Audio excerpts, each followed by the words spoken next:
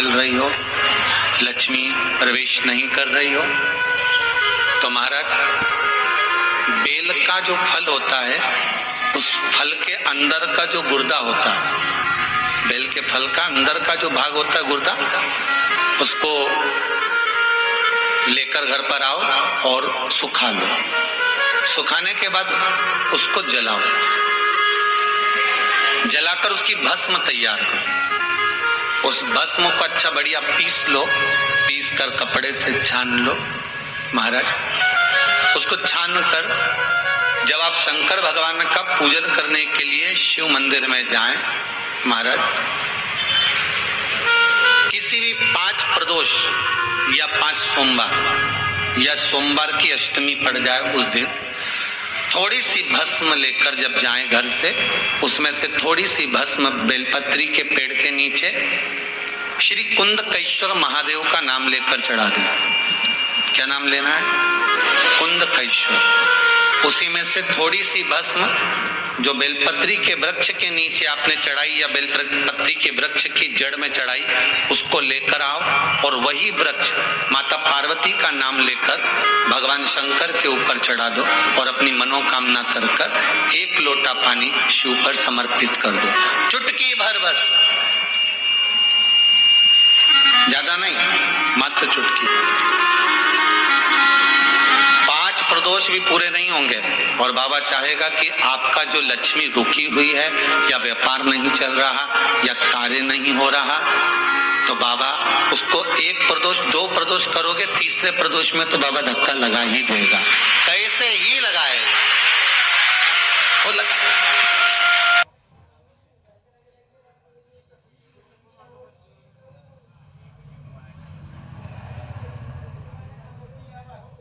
धतूरे का जो पुष्प है उसको 2 जगह पर समर्पित किया जाता है।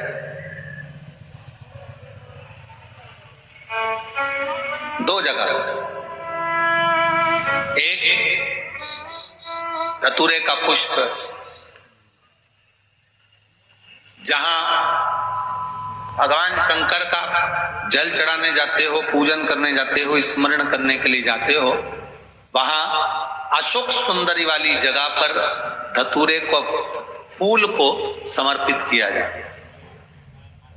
एक दूसरे नंबर का धतूरे का जो फूल होता है, 2 फूल जब हम समर्पित करने जा रहे हैं, तो एक अशोक सुंदरी वाली जगह पर फूल का जो मुख होता है,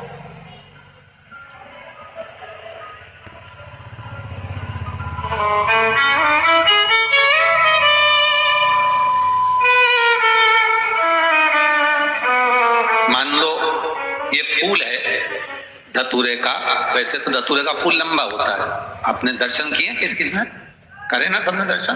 धतूरे का फूल लंबा होता है। अब वो लंबा जो पुष्प है उसका जो खिला हुआ भाग है, जो खिला हुआ, और पीछे की जो डंडी है, तो अशोक सुंदरी वाली जगह पर जब हम समर्पित करते हैं, अशोक सुंदरी वाली जगह पर जब हम उसको चढ़ाते हैं, तो जैसे ये शिवलिंग है और यहाँ सामने अशोक सुंदरी की जगह है, तो जो अशोक सुंदरी वाली जगह पर हम पुष्प समर्पित करते हैं, तो खिला हुआ जो भाग है, जो खिला हुआ भाग है, उसको इस तरह से रखते हैं कि शिवलिंग की ओर उसका खिला भाग जाए, और डंडी का भाग इधर गणेश जी, कार्तिकेय जी और 33 कोटि जो देवी देवता हैं उस ओर उसका भाग जाए। उसका भाग ऐसा समर्पित करें। एक दूसरा, शिवलिंग पर जब हम धतूरे का पुष्प समर्पित करते हैं, शिवलिंग पर जब हम धतूरे का पुष्प समर्पित करते हैं, तो उस फूल का खिला हुआ जो भाग होता है उसका मुख हमारी ओर होना चाहिए। अर्थात डंडी का मुख जब शिवलिंग पर चढ़ाएंगे तो डंडी का मुख उधर हो और खिला हुआ भाग हमारी ओर। बहुत अंतर है महाराज। जैसे बेलपत्री चढ़ाते हैं तो बेलपत्री चढ़ाते समय डंडी का मुख अपने ओर कर लेते, पत्तियों का मुख उधर कर देते, तो खिला हुआ जो भाग है वो हम अपनी ओर रख लेते। अब कनेर का पुष्प इससे विपरीत में चलता है। कनेर का जो पुष्प होता है उसकी डंडी का मुख हम अपनी ओर रख लेते हैं और खिला हुआ भाग महादेव की ओर कर देते हैं। वो थोड़ा विपरीत हो जाता है। तो शिव तत्व कह रहा है, भगवान शंकर का संवाद कर रहा है, शिव महापुराण की कथा कर रही। दो स्थान धतूरे के पुष्प को समर्पित करने के लिए दिए। कौन कौन सा स्थान है? जम के बोलो। पहला, जम के बोलो। अशोक सुंदरी के स्थान पर खिला हुआ भाग कहां होना चाहिए? महादेव की और डंडी का भाग जहां 33 कोटि देवता हो, गणेश जी कार्तिकेय हो, उस ओर। और दूसरा देवाधिदेव महादेव के शीश पर।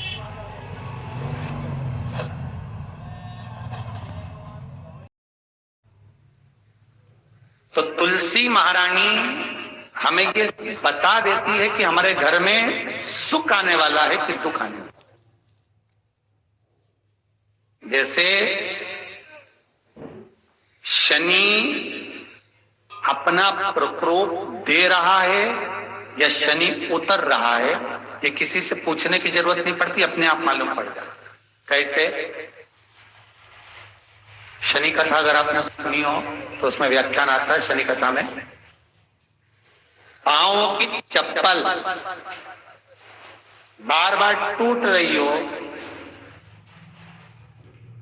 कमर से नीचे जो वस्त्र पहने हो वो फट रहे हो, कहीं पजामा है, धोती है, आदि वस्त्र हैं, कपड़े हैं, वो अपने आप फट। आज के जमाने में तो फटे फटाए पहनते हैं लोग, फैशन। तो उसकी गारंटी नहीं है, उसका हम वर्णन नहीं कर रहा। हम जब पहनते हम समझ जाते हैं इसको शनि तो ऑलरेडी लगा ही हुआ। जब उनका घुटना घुटनी सब फटा हुआ दिखता है तो उसमें लग जाता है कि शनि पहले से लग गया बापड़ा, उनके पहने से तो मालूम पड़े। शनि का नियम है, शनि कथा कहती है पांव की चप्पल बार बार टूट रही हो, घिस गई हो, बद्दी टूट रही हो, कुछ कर रही हो, और अगर कमर से नीचे जो वस्त्र पहने हो वो अपने आप फट रहे हो, समझ लेना कि शनि पांव से प्रवेश कर रहा है, मतलब अपनी प्रखरता शनि दिखा रहा है। किसी मंदिर में गए महाराज और वहां जाने पर चप्पल चली गई तो समझ लेना शनि की कुदृष्टि अब पड़ना बंद होना चालू हो गया। कितना सुंदर कहा है महाराज। जूता चप्पल आज के जमाने में तो फैशन हो गई साहब, घर की चप्पल अलग होती है, बाहर की चप्पल अलग होती है। लोग घर में चप्पल किचन तक में पहन के जाते हैं। अरे पानी ले जाओ सियोर से, रसोई घर में लोग चप्पल पहन कर जाते हैं, जहां भगवान का प्रसाद बन रहा है, जहां अन्नपूर्णा निवास कर रही है, और पूछो तो कह किचन की चप्पल है तो माथे पे रख लो। तो अपनी माँ को जरूर देखना है एक बार, वो बूढ़ी माँ कितनी बार किचन में चप्पल पहन कर गई, मुझे जरूर फोन कर कर बताना। बूढ़ी माँ रसोई घर में आज भी बिना चप्पल के जाती है, और बहुओं की कहीं एड़ी नहीं फट जाए, ठंड नहीं बैठ जाए, इसलिए ये रसोई घर तक में चप्पल पहन कर जाती है। सूर्य नारायण की कथा पढ़ना, शनि महाराज की कथा पढ़ना, और गरुड़ पुराण की कथा पढ़ना। जिन जिन कथाओं का हम व्याख्यान कर रहे हैं उसको पढ़ना जरूर हो। क्या लिखा है? घर के अंदर जब चप्पल जाती है, रोग, बीमारी, कष्ट, तकलीफ चालू हो जाती है। तुमने चप्पल क्यों पहनी? ठंड नहीं बैठ जाए, रोग नहीं बैठ जाए। घर के अंदर उतना बढ़ गया, एक कालीन बिछा दो, एक दरी बिछा दो, मोटा आसन बिछा दो जिस पर तुम चल लो। जरूरी है। कई कई लोगों को हमने ये भी देखा कि कालीन पर भी चप्पल पहन के चलते, और ब्राह्मणों को भोजन परोस रहा है, गुरुजन को भोजन परोस रहा है, ठाकुर जी की थाली बना रहा है, ठाकुर जी का थाल लगा रहा है, तो भी चप्पल है पांव। तेरा क्या होगा रे कालिया, क्या होगा? विचार तो करो।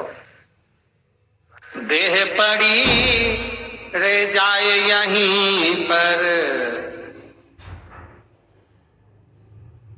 फिर कुंडल और नगीना क्या हरि नाम। नहीं तो जीना। अभी भी सुधर जाओ रे, अभी भी सुधर जाओ, नहीं सुधरो तो सिधर जाओ रे, या तो सुधरो नहीं तो सिधरो, थोड़ा सुधरो। रसोई घर में अन्नपूर्णा रहती है, रसोई घर में शिव महापुराण की कथा कहती है, जब भगवान शंकर को मां जगत जननी भोजन करा रही थी, शंकर जी ने वर मांगा था।